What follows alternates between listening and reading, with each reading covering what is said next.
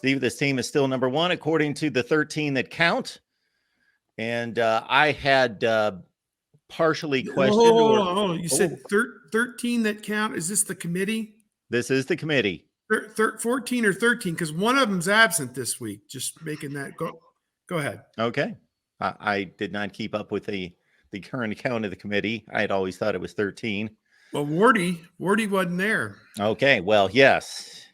He had to take a week off. He had to take a week off. I wonder why. That's I guess problems. He poorly planned his vacation and forgot it was still football season. That had to be the reason. Trouble in River City. So, Steve, number one, my only thought that provided any intrigue, which there was practically none because things pretty much stayed chalk coming into this, was that Georgia had what could have appeared to have been a substantial win against Missouri. However, that's interpreted versus the Ohio State struggles in the first half against Rutgers, although people, if they keep their eyes open, would notice that Rutgers is only a win behind Missouri at this point, although I think that those wins are calculated much different in the minds of most. But your thoughts about the number one ranking?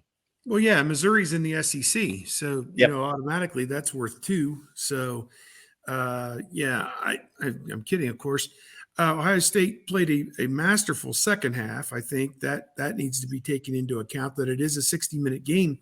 And what we see week after week from Ohio State is kind of the same pattern. They play, borderline terrible in the first half and then lights out amazing in the second half of a lot of these games. I would have thought, if there are 13 or 14 people on this committee, that it was probably almost split down the middle, 5 or 6 on each side of Georgia should be number one or Ohio State should be number one, because Georgia did finally get a strong resume win over Missouri, and Missouri was, I think, a 7-1 team. So that's pretty good. Of course, Rutgers was 6-2, as you pointed out. And Ohio State's strength of record, strength of schedule, when you mat it up there on the screen, is as good as anybody among these 5 Power 5 undefeated teams. And so their resume, they deserve to be up there. They have the best defense probably, or one of the best defenses of all these teams as well. Can the rest of their game look and feel a lot better? Sure. I made a joke on our morning radio show today that, Ohio State fans can fill up a message board with everything that's wrong with Kyle McCord and the special teams and the offensive line and the special teams and the special teams. But then if you try to put them behind Georgia or Michigan, like Kirk Herbstreit or some of these other people, you are a traitor. And you're dead wrong, and our team deserves to be number one, even though we suck on offense and suck on special teams. So the Ohio State fans want it both ways. They want the right to be able to criticize their team. I'm sure Tony has a much more eloquent way of putting this whole conundrum, that Ohio State has the worst number one team in the history of this playoff. That's your setup. It's like, I guess you get to go, Tony. I'll bat third here. Yeah, no, it's one of those things where only we get to talk bad about our family. And if a stranger is doing it, then, all bets are off and we're going to scrap about it. But in terms of Ohio State being ranked over Georgia, Ohio State has a better win in the rankings eyes with Penn State than the Missouri win for Georgia. Missouri drops down to 14 now. Missouri's best win, they don't have a win over a currently ranked opponent. I don't know. I think maybe Kansas State actually 25 snuck in there at number 25. So they've got that one in. So that helps. That makes Missouri look better. But you still have Notre Dame in there at 20. So that boosts Ohio State. I would expect a win over Ole Miss this week for Georgia to kind of finally move Georgia ahead of Ohio State. But if it doesn't and Ohio State looks good, then you can start using the eye test for Ohio State. And listening to the Boo Corrigan last night on the teleconference, he kept reiterating a couple of times different questions that Trevon Henderson's presence is one of the things that keeps Ohio State up there, along with obviously their wins. But when people look at Ohio State like, oh, you only scored 35 points against Rutgers and one of those is defensive, Like they look at Trevon Henderson the last 2 weeks and they're impressed by that. And they kind of expect that to continue. So the Ohio State offense actually is helping them in these rankings. Kevin. Yeah, my view is that the committee agreed with me that, all right, Georgia got its first meaningful win.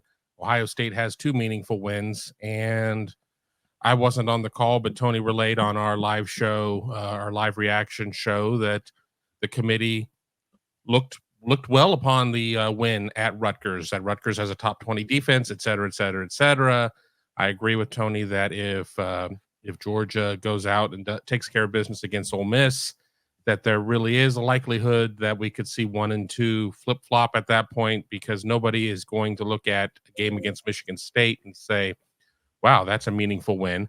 Now, if Ohio State comes out and beats Michigan State by 8 touchdowns, maybe there's some differences of finally Ohio State is starting to flex its muscles, but I wasn't very surprised that Ohio State remained 1, just for the sheer fact that Georgia's schedule to date has been pretty poor. Their travel has been non-existent, and it's a team that you still have to kind of try and figure out. I mean, I'm hearing that Brock Bowers, the talented tight end, I guess he's questionable now at this point for this game. That may not be out as long as expected, but Georgia certainly kind of farted around with Missouri in its game and didn't necessarily drop the hammer immediately there, which has kind of been Georgia's MO. It has been a second half team as well. Is it going to matter that Ohio State stays number 1? It looks pretty, but is this cushioning them against dropping out if they lose to Michigan?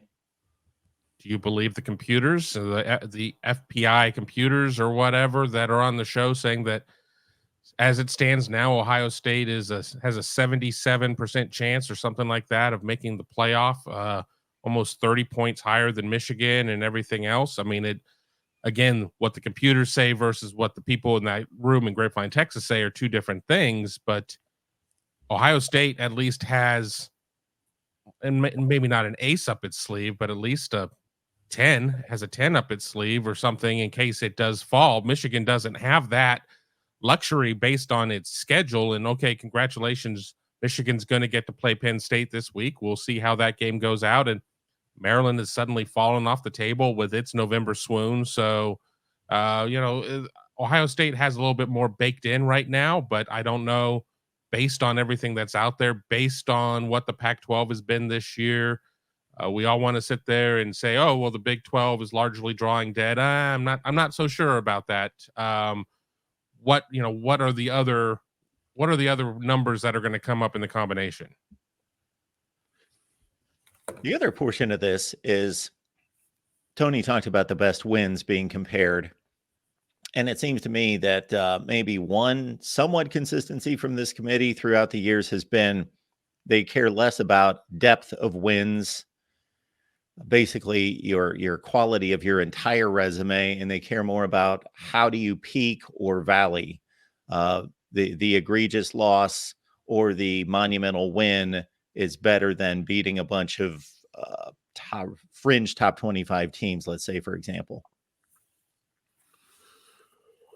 Because I guess they're trying to forecast, who's going to show up in the playoff and who's not. I mean, like Liberty hasn't played they're what, 9-0 and haven't played a single Power 5 opponent, so they're not sniffing the rankings right now. You can look at the bottom of the top 25 to see. I'm interested in the Iowa thing right now, because if you look at the standings, they're 2 games. They've got a game lead on everybody else in the Big Ten West. But suddenly the Rutgers at Iowa game this week is kind of huge for Ohio State, just to help them should something else happen for Ohio State. But also, if Iowa loses that game, then the Big Ten West is completely up for grabs. It's already kind of up for grabs in terms of, at least if Nebraska wins out, they win it. Iowa has the advantage right now, but if Iowa were to lose to Rutgers, and at this point Iowa can lose to anybody and probably certainly beat anybody on their schedule. They could lose so to I'll Air. But then they'd return a punt at the end and win the game. So just some of these interesting games down the leaderboard will have an impact. But as long as I think the original question was, can Ohio State, is this some posturing for Ohio State should they lose? I mean, we already know that they can get in with the loss to Michigan, but it also depends on what else happens around the country. And I'm not sure that I see a loss for Georgia anywhere. Would Alabama be in a situation like Ohio State was last year? Although Alabama at this point can't have one loss or else they're SEC champs.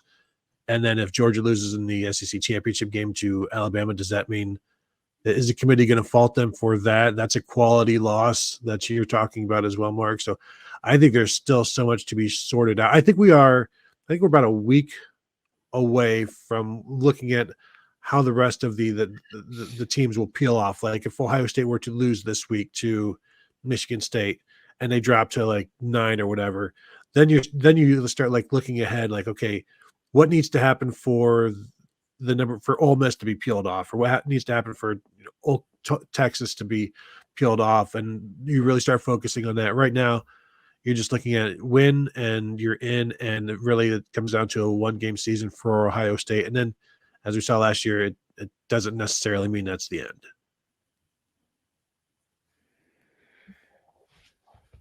Absolutely. Anything else on the rest of the rankings? I thought it was pretty much chalk. Again, I thought that maybe Georgia makes a move, maybe Alabama makes a move because that Texas win becomes distant and they win another impressive game versus Texas. Faltering, probably should have lost overtime game against Kansas State. So you guys keep our eyes on that, and Oregon maintains that number 1 position among 1-loss teams. Yeah, I was wondering if Alabama would jump Texas as well, but the committee still likes that Texas win. And so somebody who covers Alabama called into the teleconferences and was like, how do you justify keeping Alabama at 8 when, they've got the win over whoever it was last week or LSU? And it's like, well, they still lost to Texas in Tuscaloosa. So that's still a big game. We're not ready to ignore that win just yet. It'll take a bigger loss than just Oklahoma for Texas to move behind Alabama at this point, I think. Sir, how dare you? I demand satisfaction. Yes. Isn't the proof of justification needed on the other side, I would think. Mm-hmm. All right, folks, appreciate you being here. I don't give a damn. We appreciate you all being here at the Voice of College Football. We do this typically Wednesdays at 11 a.m. Eastern time. Please subscribe. The reason that's important is you can hit that bell for the notifications to know when we go live to keep track of our weekly schedule. We've got Yakov chiming in. Appreciate you, Yakov. Trevon, a combo of Robert Smith and Roger Craig. I've yet to see the high steps going into the end zone, but okay. He does kind of have, he has been showing kind of a long stride recently, like Robert Smith. Roger Craig was the first running back in NFL history to rush for 1,000 and receive for 1,000. And the way Ohio State is using Trevon right now in the passing game, maybe younger people would say Marshall Faulk in terms of the run pass ratio there, but Roger Craig was fantastic. If he can start running like Roger Craig, although he has been breaking some tackles, let's give him some credit for that. But the high knees, I don't know if I've ever seen that from anybody but Roger Craig. Trevon has lowered the boom on a couple guys. When he gets to that second level and sees a safety or a DB he can run over, he's not backing away from that. So that's something that we haven't seen. Maybe that punishing could be that aspect in terms of Roger Craig that Trevon. I was a big Roger Craig fan back in the day, and he was dynamite, no doubt. And of course, Robert, he had really good NFL career, 2 years at Ohio State. So, I can remember the matchup they played Georgia. It was him against Garrison Hurst, I think, for Georgia, 2 of the fastest running backs, at that time, in football, and that was on display that day. So Trevon Henderson, I don't know what kind of switch he's flipped. Maybe it's the he's finally healthy. That would be the most obvious answer to this question, but I'm just not seeing a guy that's reverted back to 2021.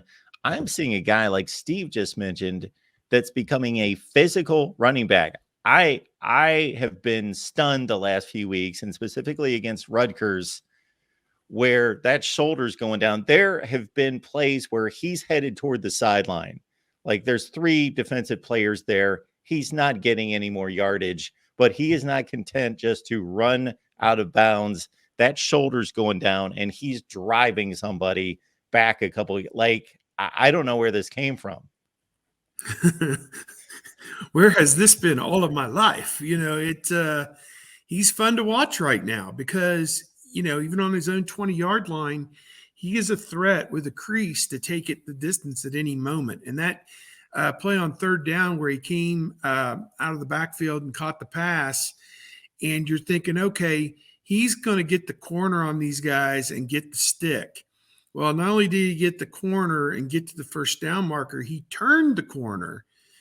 And, they took bad angles, trying to keep him from getting the first down. They took the wrong angle, and he was off to the races. I mean, he changed lanes a couple times and, showing decent vision and then put away speed, and they eventually got him, down about the 15-yard line. But talk about a play that just kind of flips the entire game. I mean, it's anybody's game at that point, and that play kind of flipped it, in Ohio State's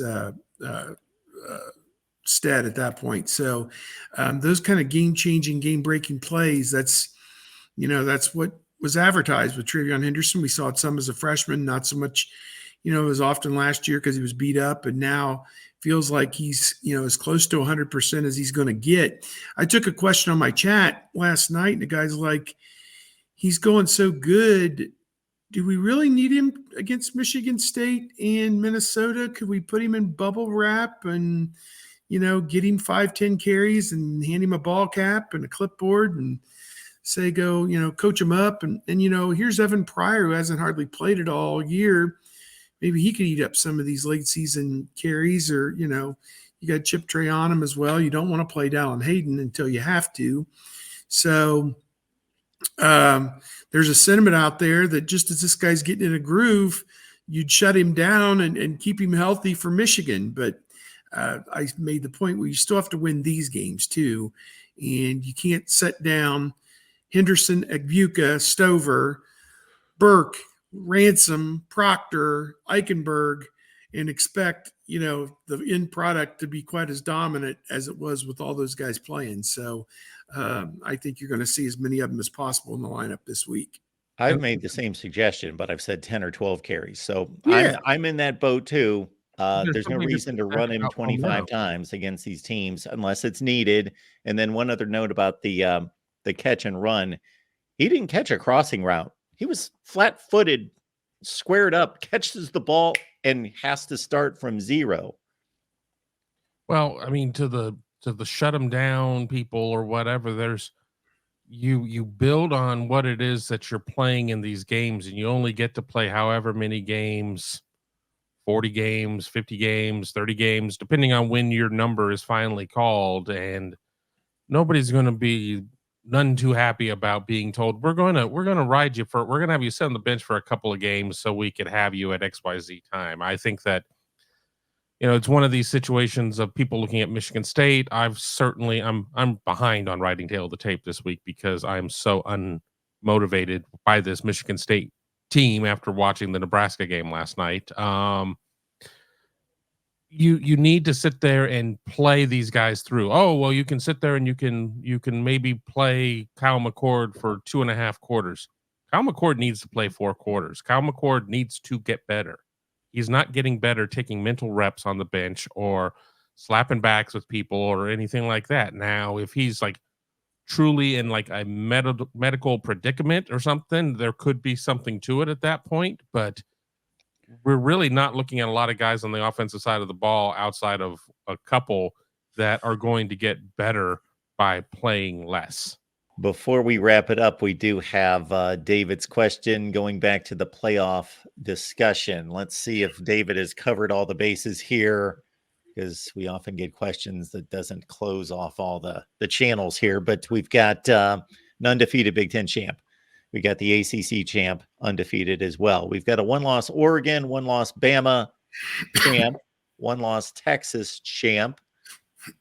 Is Oregon, I guess, a champion in this scenario? Yeah, Well, they'd have to be. yeah, I would. I Okay. mean, the way the math would work. Yeah, they've already lost a game. They'd have to be. They'd have to have beaten Washington in the championship. I would think the one that loses out in this scenario is Texas.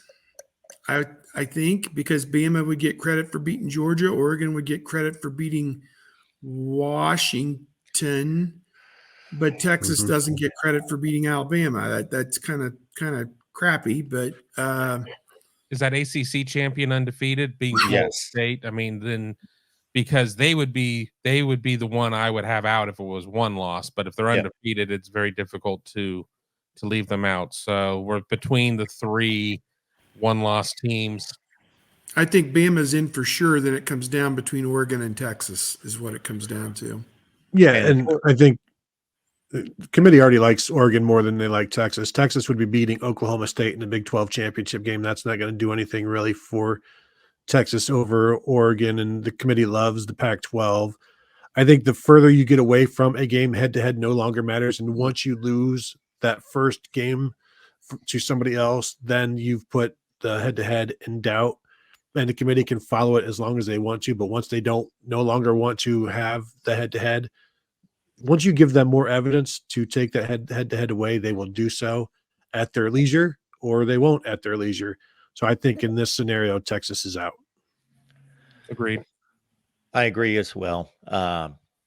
Oregon State, USC, Washington, and a championship game are still data points for Oregon in the future. Texas doesn't have those to that degree by any stretch. And even though they've got the Alabama win, and that's maybe the most impressive win in the country on the road by 2 scores, it was a long time ago.